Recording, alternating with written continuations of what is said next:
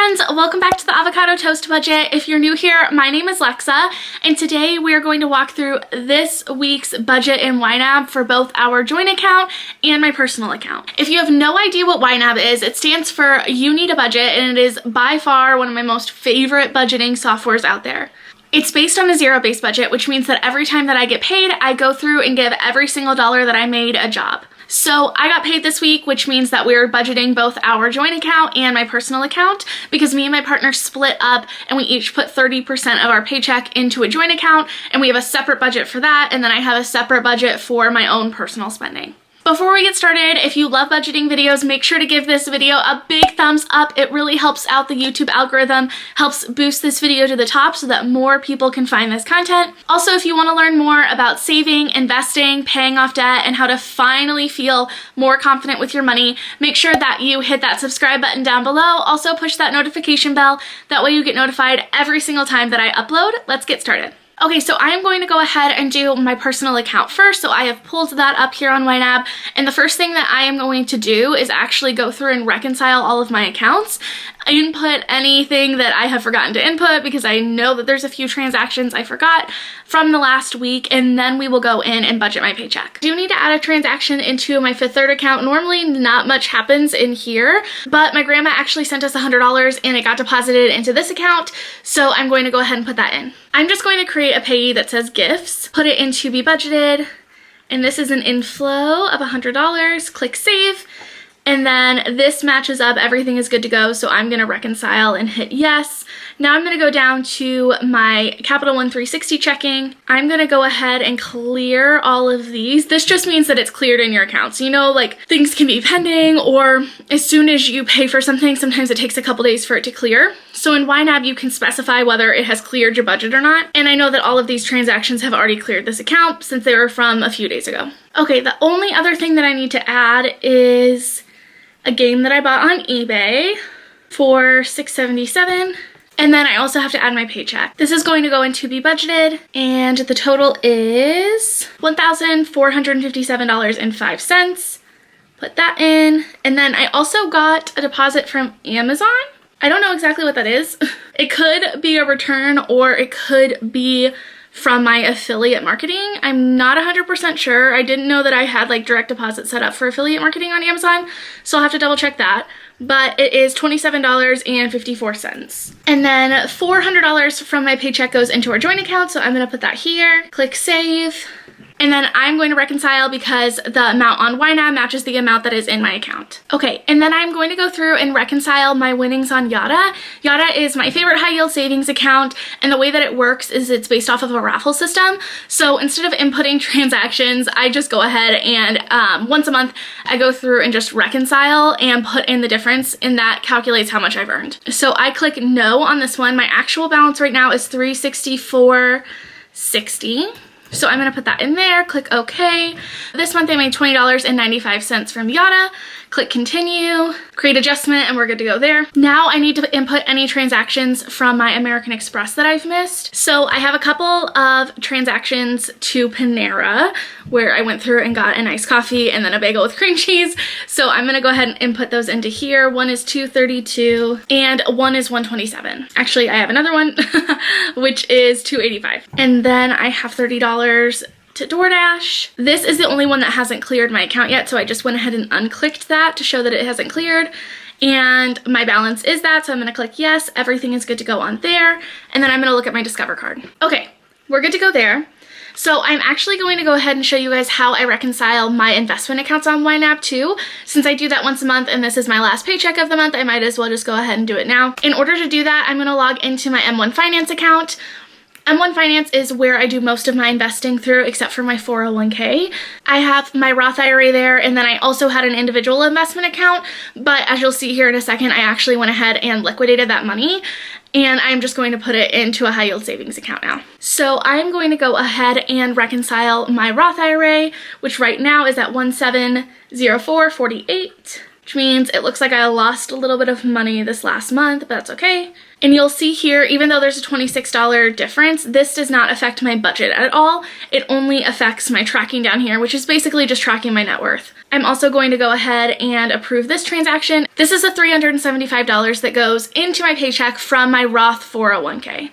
So that tracks it here. I just have it automatically set up every single time I get paid to go ahead and put it inside of this account. My student loans have stayed the exact same because there's no interest on them and I haven't made any payments. My stocks, however, I am actually turning that money into cash and it's just going to go into my business account. So it's going to have nothing to do with my personal account anymore. So I am actually just going to go ahead and put 0 on here and then close this account. So it stops showing up in YNAB. Now I only really need to focus on my student loans, my Roth 401k, and then my Roth IRA. But again, that didn't affect anything inside of my budget because that wasn't seen as cash inside of my budget. It is just there to track my net worth. And then my Roth 401k actually takes a couple of weeks to update, so I'm going to go ahead and just leave that for now, and then I usually update it about halfway through the month. Okay, so now that everything is reconciled inside of my personal account, we are going to go ahead and budget. So if you were kind of paying close attention, you definitely would have seen that I overspent in 2 categories. I overspent in eating out by $36.44, and then I overspent in random shit by $6.77. So there are 2 different ways that you can go about covering this overspending. One is covering that money with the money you just got paid. So I could just click here, cover this overspending with what is in my to be budgeted, which is part of my paycheck, or I can go through, click cover this overspending with, and pick a different category to cover that overspending. So basically it's just going to transfer the money that I have from one category into the one that I overspent on. Since it's actually the end of the month and I don't plan on spending any more money this month in January, I'm just going to go ahead and take some of the extra money that I have in these live your life categories, which are my variable expenses, to cover what I overspent on. So I'll probably use groceries to cover eating out, and then I don't quite have enough left in groceries to cover the $6.77, so I'll just take it from coffee. So now you can see we're good to go. I don't believe that I have any overspending anywhere else. Nope. Okay, so we're good to go on overspending. The next thing that I need to decide, since it is the end of the month, is how I want to roll over my money. So a lot of people ask me about this. It's the end of the month. I still have money left in my categories. What am I supposed to do? Am I supposed to take it all out of the categories and redistribute it? No, you don't have to. So YNAB is smart and knows it's the end of the month. It will just roll it over to next month. So let's say I did not do anything else. I did not take out any more money out of any of my categories, and I also didn't spend any money. Going over from January to February, this is what's going to happen. That extra money that I had left over in each category is going to transfer over. So going back into January, for example, you'll see we have $4.16 left to spend in groceries for the month of January. If I don't spend or move that money around, it is still going to be in the groceries category. So I put $300 into that category for the month of February plus the $416. It's showing up as $304.16 for me to spend in that category this month. That is true for all of my categories. So anything that is left over in any of these categories is just going to roll over to the next month at the end of the month. You can see that in grand gesture here.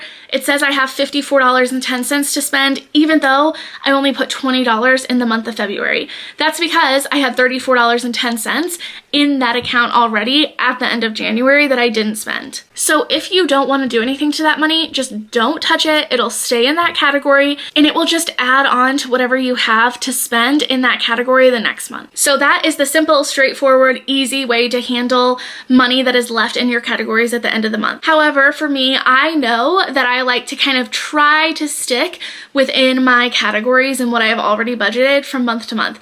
So anything that I have left over in my live your life category, which is just my variable spending, I tend to take out, I put it in to be budgeted, and then I decide what else I want to do with it. So if you don't want it rolling over into the same category for the next month, I'll show you what you can do. I am just going to go ahead. Again, I know I'm not going to spend any more money in these categories for the month of January.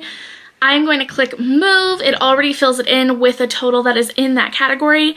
And I'm just going to move it up to be budgeted so that I can decide here in a minute where I want to put that money. I'm going to do the same thing with what is left of date night and also what is left of groceries. So you can see that money that I had in these categories is now gone from the category itself.